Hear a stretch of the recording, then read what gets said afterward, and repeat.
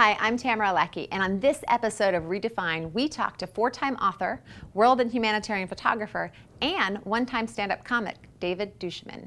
In our talk, we discuss the perils of going into debt as a small business owner and what it feels like to fall 30 feet from a wall onto concrete below, how social media has helped him through his recovery, and his most interesting answer to the question of why he once had to declare bankruptcy.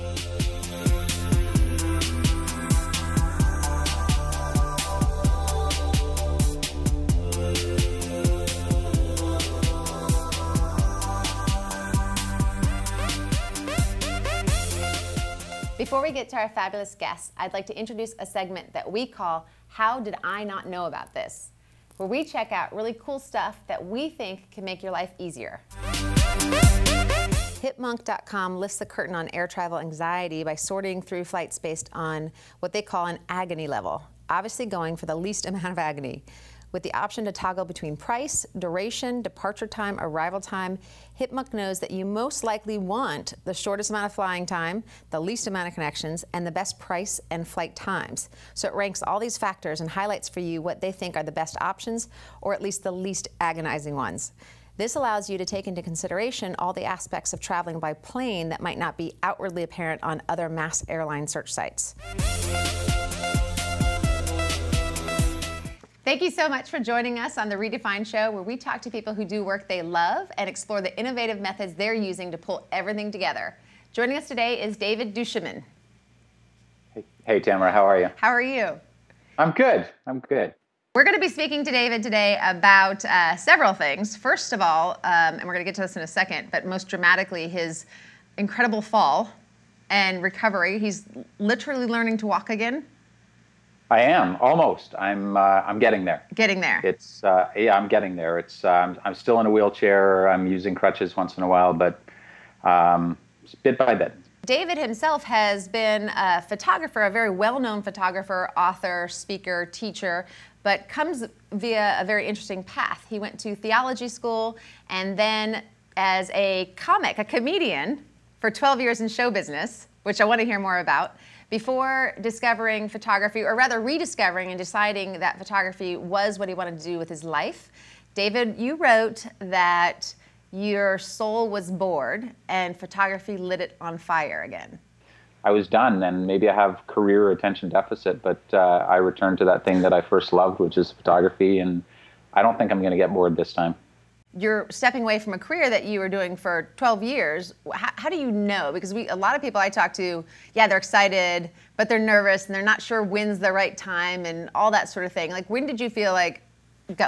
I think it happens in stages. I mean, initially there was that sort of soul boredom where I just thought, I don't know that I want to keep doing this. You know, I enjoyed it. I'd been a photographer since I was 15, but I didn't know what I wanted to photograph. I didn't know the stories I wanted to tell. And I went down to Haiti, and suddenly I knew what stories I wanted to tell. And so there was this initial sort of recognition that there was something empty inside of me.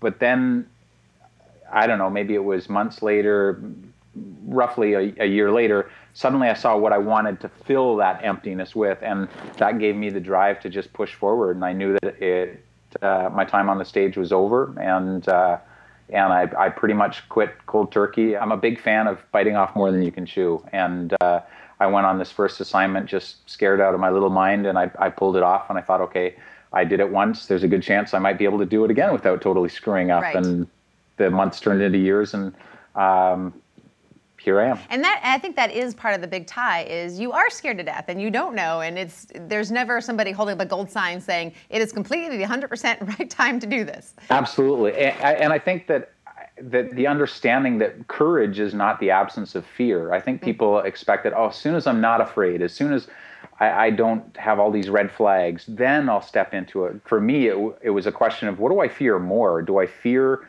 taking this assignment and falling on my face, or do I fear not taking the assignment and missing the opportunity? So it's scary, and I like every day for there to be something that I'm a little bit scared of. It's like when I do my photography in places like India, and people say, oh, I love the portraits that you do, but I could never do that. I'm so scared of approaching them. I say, I am too. I'm just more scared of going home without the photograph.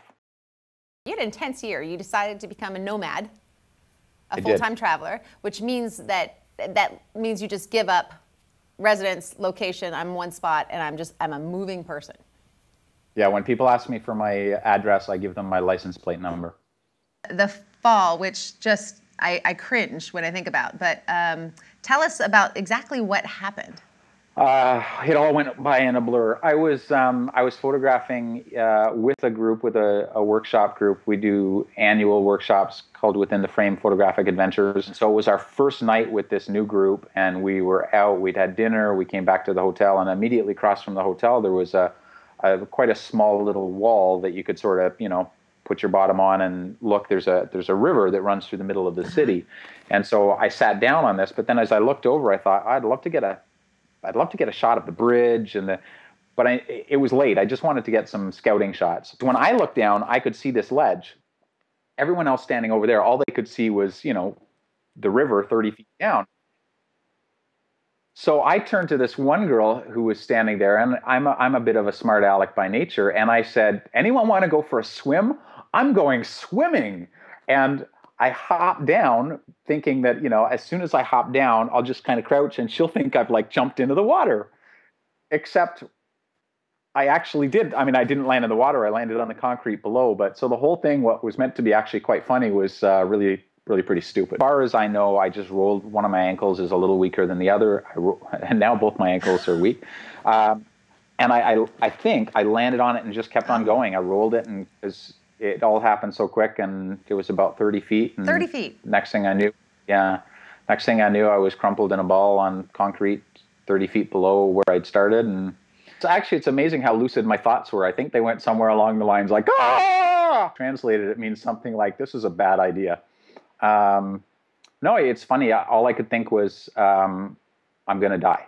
I honestly thought, I'm going to die. But you don't really have time to, they always say your life flashes before your eyes. The only thing that flashed before my eyes was the fact that, the ground was coming very quickly. I landed on my feet, crumpled into a ball. I broke multiple bones in both my feet, cracked my pelvis. And then they air evacuated me back home to Ottawa, where they did surgery. And now I'm just waiting for bones to heal and learning to walk again. Yeah, I remember on Twitter hearing about your catheter and and obviously 40 days of recovery once you got back to Canada. 40 days of hospitalization. Yeah, 40 days of hospital, yeah.